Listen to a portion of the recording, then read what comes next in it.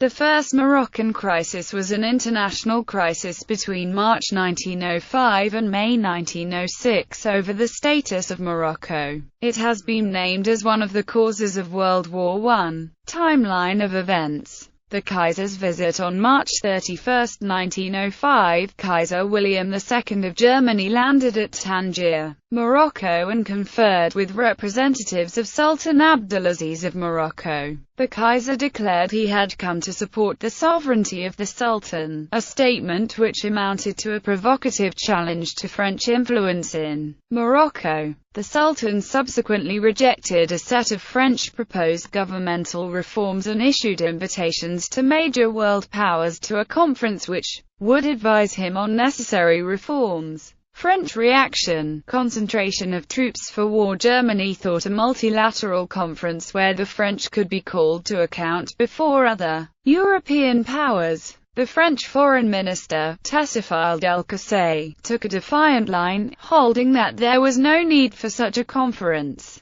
Count Bernhard von Bülow, the German Chancellor, threatened war over the issue. The crisis peaked in mid-June. The French cancelled all military leave and Germany threatened to sign a defensive alliance with the Sultan. French Premier Maurice Rouvière refused to risk war with Germany over the issue. Delcassé resigned, as the French government would no longer support his policy. On July 1, France agreed to attend the conference. The crisis continued to the eve of the conference at Alga, Tiras, with Germany calling up reserve units and France moving troops to the German border. The Algeciras Conference was called to settle the dispute, lasting from January 16 to April 7, 1906. Of the 13 nations present, the German representatives found that their only supporter was Austria-Hungary. A German attempt at compromise was rejected by all but Austria-Hungary.